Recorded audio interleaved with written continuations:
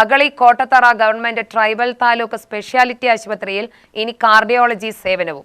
എല്ലാ ബുധനാഴ്ചകളിലും ഒരു കാർഡിയോളജിസ്റ്റിന്റെ സേവനം ആശുപത്രിയിൽ ലഭ്യമാവും. കോട്ടത്തറ ആശുപത്രിയിൽ കാർഡിയോളജി സേവനം വേണമെന്ന പ്രദേശവാസികളുടെ ദീർഘകാല ആവശ്യമാണ് യാഥാർത്ഥ്യമാവുന്നത്. സ്പെഷ്യലിസ്റ്റ് കൺസൾട്ടേഷൻ സേവനത്തോടൊപ്പം എക്കോ പരിശോധനാ സൗകര്യങ്ങളും ഏർപ്പെടുത്തിയിട്ടുണ്ട്. അട്ടപ്പാടിയിലെ 80% ആദിവാസി വിഭാഗത്തിൽപ്പെട്ട രോഗികൾക്ക് ഹൃദ്രോഗവുമായി ബന്ധപ്പെട്ട ചികിത്സകൾക്കായി പാലക്കാട്, തൃശൂർ, കോയമ്പത്തൂർ എന്നിവിടങ്ങളിലെ സർക്കാർ ആശുപത്രികളിലേക്ക് സഞ്ചരിക്കേണ്ട അവസ്ഥയാണ് നിലവിലുള്ളത്. കോട്ടത്തറയിൽ കാർഡിയോളജി ആരംഭിച്ചതോടെ ഈ ദുരിതത്തിന് പരിഹാരമാകുമെന്ന് ആശുപത്രി അധികൃതർ പറഞ്ഞു.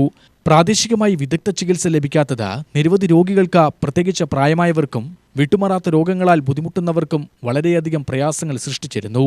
അരിവാൾ രോഗവുമായി ബന്ധപ്പെട്ട ഹൃദയ സംബന്ധമായ സങ്കീർണതകൾ അനുഭവിക്കുന്ന ആദിവാസി രോഗികൾക്ക് പുതിയ സേവനം വളരെയധികം ഗുണം ചെയ്യുമെന്ന് ആശുപത്രി സൂപ്രണ്ട് വ്യക്തമാക്കി.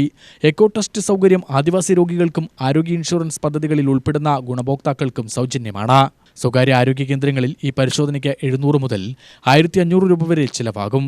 നിലവിൽ ECG സൗകര്യത്തിന് പുറമെ ജൂൺ 3 മുതൽ ആശുപത്രിയിൽ കാർഡിയാക് മാർക്കർ പരിശോധനാ സേവനവും ഉണ്ട്.